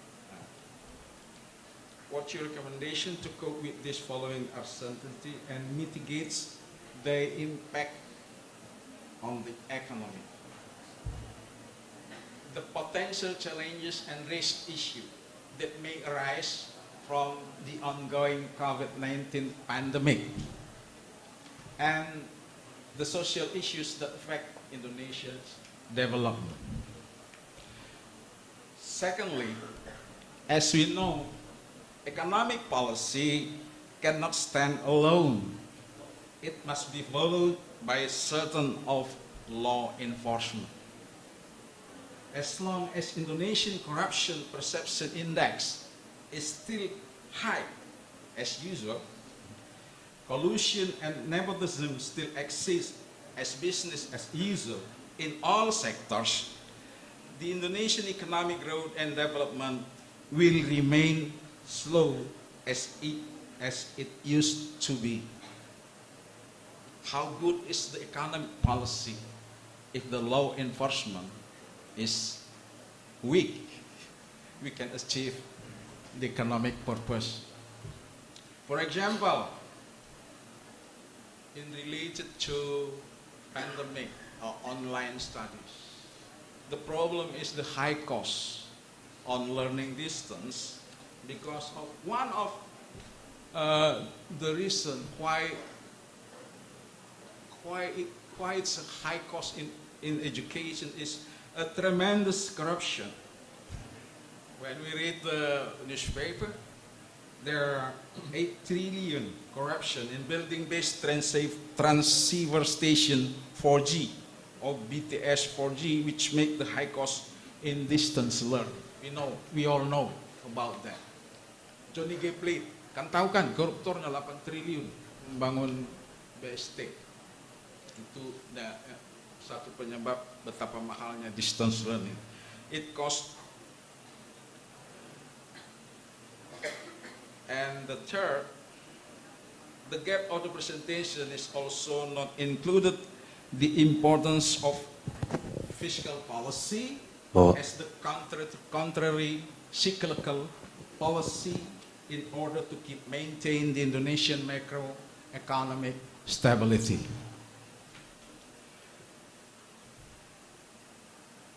And I think that's for Ms. Indri. Brief critical recommendation. And then I would like to deliver a note of critical response for Part B, the invisible toll of COVID-19 on learning, which delivered by Nomura-san. Thank you for your good presentation, sir. Yeah. It provides us a new evidence of the learning losses and inequality caused by COVID-19 pandemic in Indonesia, as well as economic implication and policy recommendation. Here are some brief response I would like to deliver in order to make the report paper of Part B, the invisible toll of COVID-19 on learning, could be improved to be better. One limitation of the paper is the lack of comparison between two groups of students which affected by COVID-19. The group of students could be divided by first location between students live in rural or a remote area versus students who live in urban area. The effect must be different. Second, you say that in your presentation for family, but the third is education institution. The fact is quite different between private school and government or state-owned school. And the fourth between social science students and the exact science students. As we know, exact science students need a lot of practices in laboratory, and it's difficult to deliver the lessons by learning distance, but not the social science. Second, another gap of the presentation doesn't show us the trend of diminishing of total number of new students, enrollment, especially to university in 2023 after COVID-19, cost of families' income getting lower. This year, the student enrollment, especially at the higher education of university, is diminishing than before. So what is the solution could be over to this issue? And thirdly, maybe it could be one of the answer to the second question. So, Indonesia has an adequate experience in doing learning distance, especially in higher education, we call open university or universitas terbuka. The solution to reduce the tuition fee at the university might be adopted the method of learning distance which implemented by the open university or universitas terbuka. The method could be implemented and adopted by the conventional university by hybrid method to reduce the tuition fee, especially for social science students. The fourth issue of the paper is another limitation is the lack of comparison with other countries or regions that have similar or different experience of school closure losses. The presentation shows us the global trend of learning losses and school closures, but does not provide us any contextual or explanatory factor that may account for the variation across the country. For example, how did Indonesia compare with other countries in terms of quality and accessibility of distance learning, the availability and the use of learning resource, and support from teachers and parents? And lastly, or the fifth, the presentation focuses on the economic implication of learning losses, such as the reduction in lifetime earning and productivity, but does not consider how learning losses may affect other dimensions of human capital and social capital. For example, how did learning losses affect student physical and mental health? Thank you. I think that's my brief critical response to the presentation. Arigato. Thank you very much, Dr. Murbanto Sinaga, for the brief presentation. Maybe after this, a brief comments from the speakers. You can, take the mic. Yeah. Thank you very much. Actually, you've touched on all the important questions and issues, so I'll try to answer. In terms of the question that is related to the effectiveness of economic policy, obviously we know that, as you noted, corruption is a big hindrance to economic policy. It creates inefficiencies from an economic perspective, raises costs of services, raises debt, and makes the business environment ineffective. So I think that's a big issue to tackle here in Indonesia. You've cited the governance indicators where the country falls behind, especially if you compare it to other big emerging economies and developed countries. So we recognize that this is an important matter, and actually all reforms that help improve governance. There has been a lot of improvement lately because of the digital agenda and the digital adoption in terms of government and governance services, that we have seen improvement. But then, yes, rule of law when it comes to businesses and others are important. And every reform that makes business regulation easier, business environment easier, will lead to economic growth and economic growth and an inclusive economic growth. On your first question that is related to the policy recommendations to cope with the global uncertainty, I think and to shocks mainly, you've talked about the COVID and social issues. I think Indonesia has been very successful in building macroeconomic resilience, whether it's through low debt levels, high reserves, like our colleague from the Bank of Indonesia showed, a more stable rupiah than other countries. So they've managed to be more resilient to external shocks, which allowed them, for example, during the COVID, to provide a little bit more of a stimulus, whether to respond to the crisis or to provide a wider social assistance.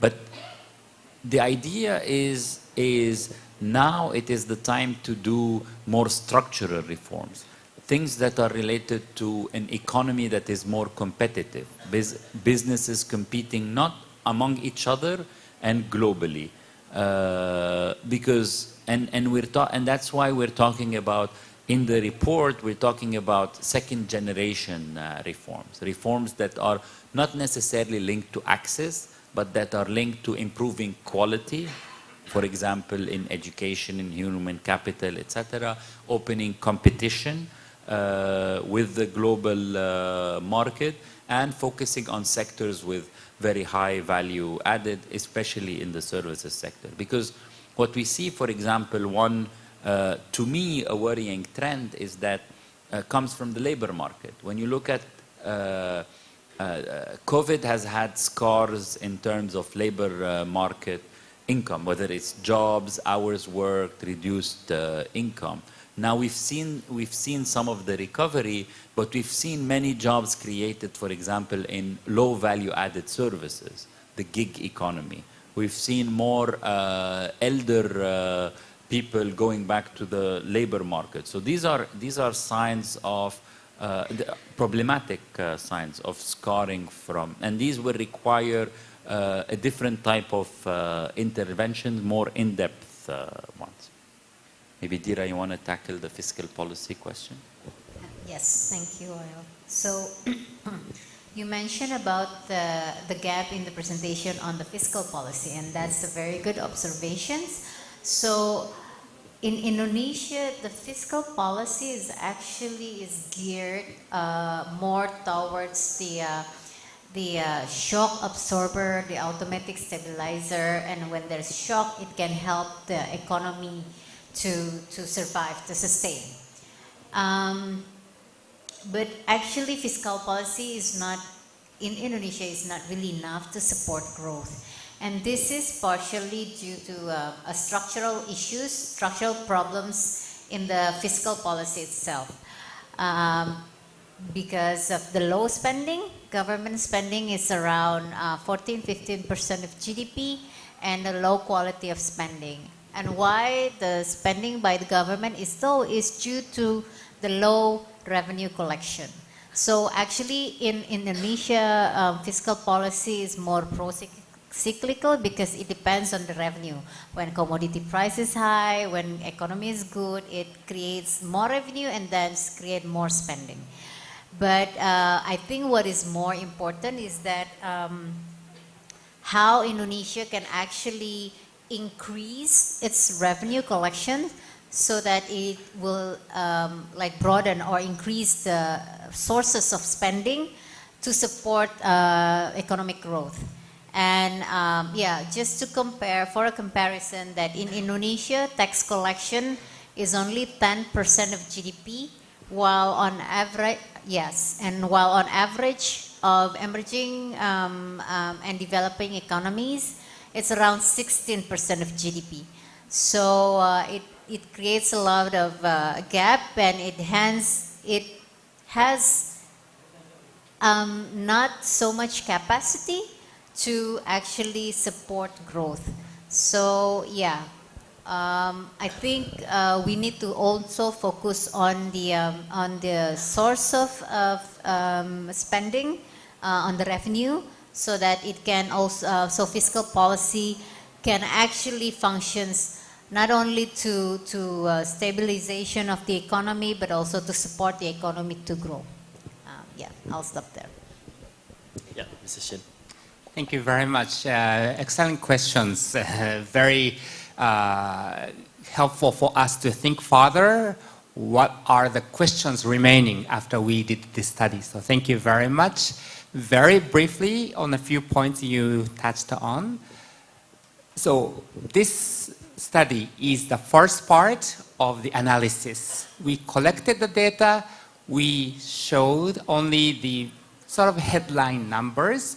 We continue the analysis to understand the factors behind the loss. As you said, like a teacher's quality, engagement, quality of learning, distance learning. All of things are different depending on the teachers, schools, location, and all these things we are currently studying. So thank you very much for highlighting the pending questions from this presentation. We are working on it, and please stay tuned when we have a second series of a publication. Second point, this was a study of primary schools only. And yes, we do have a concern at the different levels of education. And of course, the impact of COVID is not only economic, but also, you said, psychology, for example. From education angle, one of the questions, for example, is the socio-emotional development of kindergarten or early childhood. Because one of the studies shows that not seeing the facial expressions, children grew up without not having the ability to recognize the sentiment of the person you are speaking to. So without looking at face, you don't know he's happy or sad, or you don't really, you lost the human touches and not understanding the sentiment of the other, feeling of the other person. So all these things comes up. We don't want to, but this is something that can come up as a different negative implication of COVID-19 on psychology or socio-emotional skills. Further to be analyzed as a global academic and sort of policy researches, and thank you very much for raising these questions. Yes, give a round of applause for our speakers, Mr. Wael Mansur, Mrs. Indira, and Mr. Sinsaku, and also Dr. Dandes Murbanto for the critical remarks. Before we move on, we will open one session of question and answers. If there are any questions and answers from the audience, please raise your hands so we can give the mic to you and answer and ask the questions. Please say your name, where you're from, and what faculty and what university.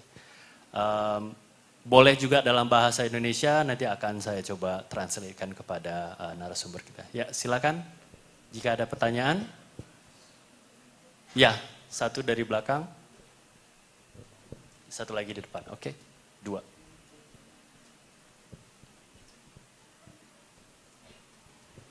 Tolong sebut namanya, dari fakultas mana dan universitas mana. Assalamualaikum warahmatullahi wabarakatuh. Waalaikumsalam. My name is Khadijah Hairani. I am from Universitas Muslim Nusantara Al-Waslah Medan. And I have a question. The global environment can create pressure on economic growth, such as high implementation pressure. So what we do as a student to facing it? That's all for me. Thank you. Wassalamualaikum warahmatullahi wabarakatuh. Waalaikumsalam. Would you like to answer first? Okay. Yeah. Thank you very much. I think you are totally right when you say that the global environment is very uncertain, and it has had implications on a lot of economies in the world, especially emerging markets like Indonesia. How? One is through inflation that was very high because of all the shocks, whether the invasion of Russia on Ukraine that drove agriculture prices high, whether through OPEC cuts that rose oil prices. So that's the first channel, is inflation. Second is, since the Federal Reserves in the US have hiked up its interest rate to try to reduce inflation in the US, it has forced all the other economies around the world, it has forced all the other central banks in the world to raise interest rates.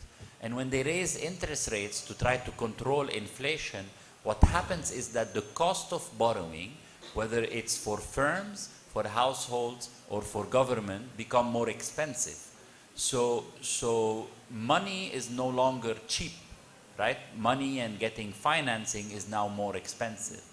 Now, these are the two main channels that has hit the economy post-COVID. Now, in the Indonesian government, that's what we said in the report, has had the buffers to intervene. In the monetary policy, you've heard from our colleagues at the central bank, the Bank of Indonesia raised the interest rate. It has also worked with the government at the sub-regional level to kind of work on supply chains so that it managed to help inflation come down. It has also worked on liquidity management to have more liquidity for private credit. So it has been a little bit more reactive.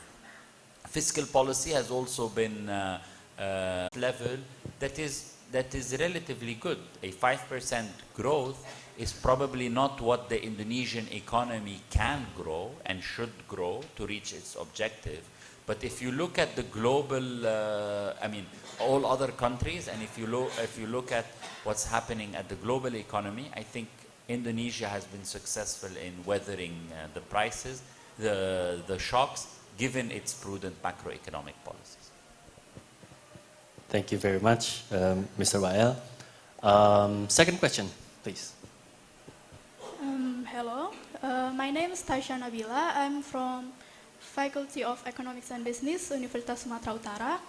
I would like to address my question to specifically Mr. Nomura regarding his topic at hand, which was the education loss Indonesia faced during the staggering numbers of days of school lockdown, certainly compared to other countries. If not impacting elementary students only, but also university students, all of Indonesian students, really. So my question is, in your opinion, what should Indonesia implement to bridge the gap that was big to begin with, and now it's even bigger, with other countries, for job opportunities in international stage in the post-pandemic era? That's my question. Thank you in advance. Thank you very much, Mr. Shinsuke. Maybe you can. No, thank you very much. That's an excellent question.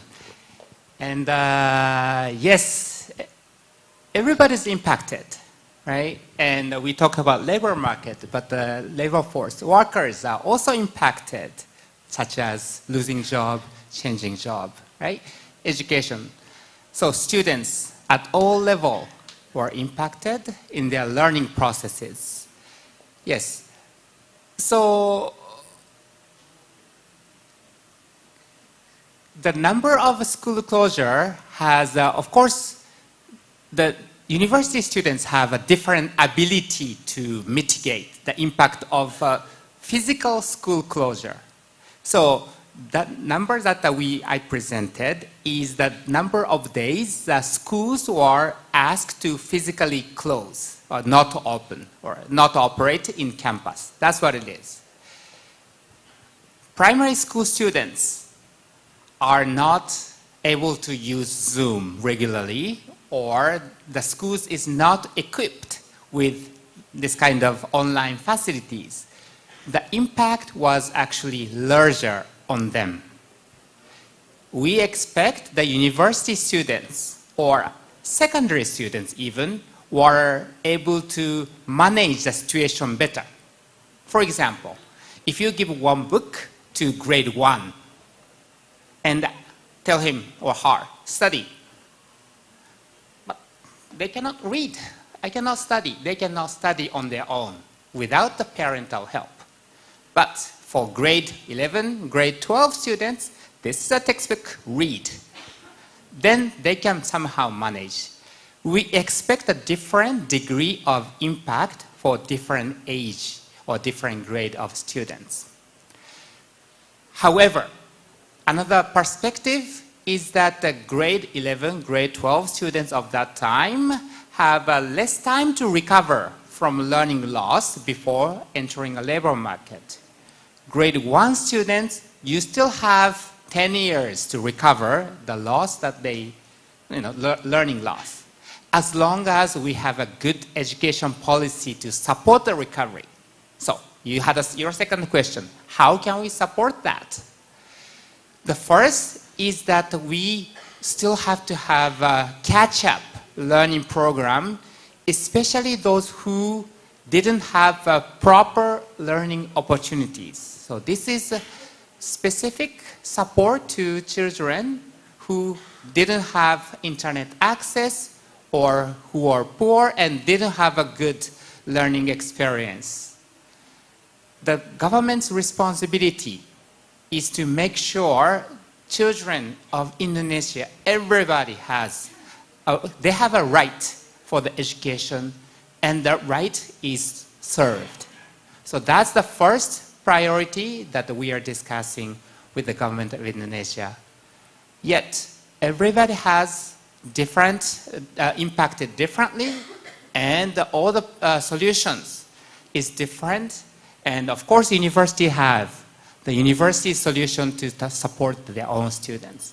I'll keep it kind of vague, but this is a big challenge and a big question that you asked. Thank you.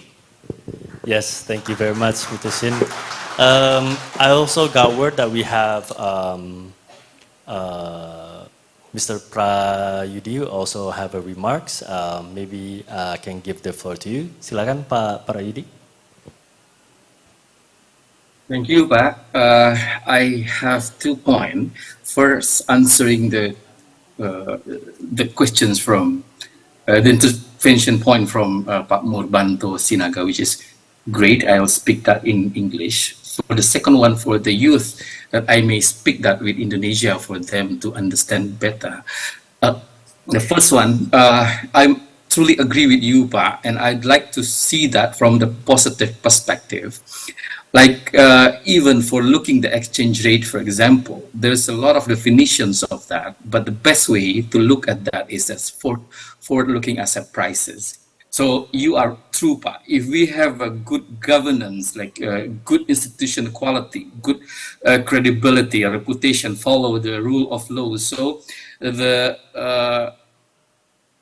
that will create the policy that appropriate, and then the economy will prosper and the money will come toward the Indonesian asset denomination, especially rupiah, that will increase the rupiah performance. We can see that from the past experience in 1998, Pak. After the fall down of Pak Harto, there's a new president we know as Pak Habibie, for example. What Pak Habibie doing actually is he have about from 2,500 to about 15,000 rupiah per dollars, great drops of Indonesian currency at the time. And then what Pak Habibie do actually is portraying a good governance toward the economy globally. What happens is that first he changed the central bank to become an independent one, so they can mitigate the inflation with the independence policy without having doing like a quasi fiscal operation or something like that, which inflationary policy, for example. Then that is a good indicators of the institution quality is getting better in Bank Indonesia especially. And also even more, he for example, release all the public to speak freely. And then that is indicating the modernities for the economy. So that's make the economy jumps to the currency strengthens to the 6,000 at a time. So that is exactly true. So from now on, we can see the economic that we are facing or trying in Bank Indonesia to maintain the macro level to become stable. We need your concern, Pak, to make that in terms of the structural reform, in terms of the micro level, that become have a great approach that will bring us toward a better position for us to catch up for our potential. So I can see if we can do that, Pak, the Indonesian prosperity will be and growth also will be very, very high compared to what we have now. Even in that condition, we still quite good. So that's the first point to Pak Murbanto point. So second is to our youth is from 16 university that get there in USU that I cannot see face to face, but I can touch your heart. Saya percaya, ya. Based on my experience, when I was young, I was living in rurals, no digitals, no access to educations properly.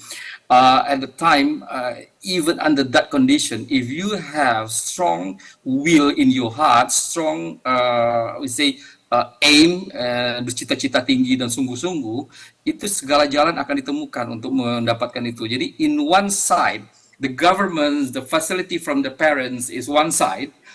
But the main point is your eagerness to pursue the kemajuan. For example, just one example.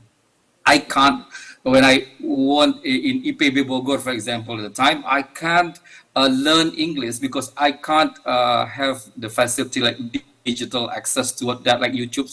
There's no at the time, and no people also from televisions dubbing, something like that. And when I go to the university, to the course, there's no enough money for me to do that. So what I'm doing is that I try to keep speaking English by myself, just by buying two grammar books and vocabulary books, and also try to find, if I can see foreigners, I try to speak with them. So based on that, not based on the facility that we have, we still can pursue and tackling all the challenge that we have in dealing with this uncertainty in the global eras right now. So be the best version of you under what kind of circumstances. That's my point. Thank you, Pak.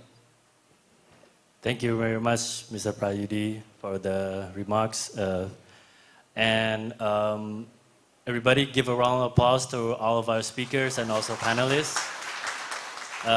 With that in mind, I will give it back to the MC because this is the closing of our seminar today. I would like to say thank you to Mr. Wael, to Mrs. Indira, Mrs. Sin, and Mr. Murbanto for this opportunity. I hope we have a great time here. Maybe I just wanna thank you back and urge all the students to go on our website worldbank.org/IEP. You can find all our publications there. There are executive summaries in Bahasa. The reports, the details are there. and we're available for any questions and follow-up. And I want to really thank them for attending and spending 2 hours with us. Yes, and also Mr. Dr. Prayudi, thank you very much for your time also, for the speech also. And with that, I'll give a round of applause again, ladies and gentlemen. With that being said, I will over back to the MC. Okay, thank you so much. One more, give a round of applause to our amazing moderator. Yeah. And also, of course, to our great and amazing speakers. Yeah. And also, ladies and gentlemen, and also our friends, with the end of our discussion, our event for today also will be end. Thank you so much for your attention. Hopefully, what we get today, we can get a new insight, we can get new knowledge from our discussion today, of course. And we apologize if there are any words or things that are not pleasing. And for the last, I'm Muhammad Saka Baja, say goodbye and signing out. Wabillahi taufiq wal hidayah. Wassalamualaikum warahmatullahi wabarakatuh.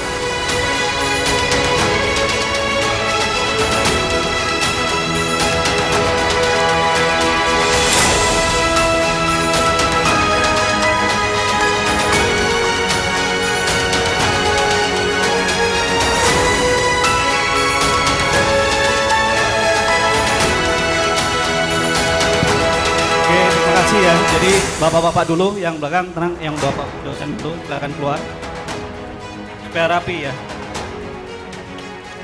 Ya bapak-bapak, silakan.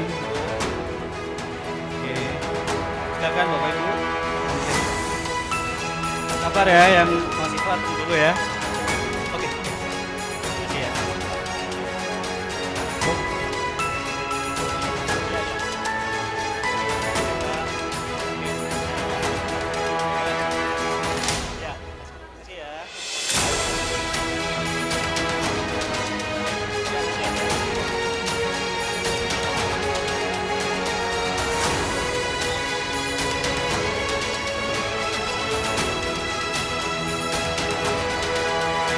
Ya. Ini sudah bergerak sini, oke guys, coba yang sini. Tunggu dulu, yang sini dulu. Tunggu ya, tunggu. Biar rapi. Oke, tunggu dulu. Itu duduk. Duduk dulu yang lain. Silakan, Pak. Kalau mau foto silakan. Ya, siapa yang mau berfoto dan narasumber silakan. Oke, cepat. Oke, yang belakang sana, ayo. Belakang yang udah berdiri itu. Belakang, ayo, cepat.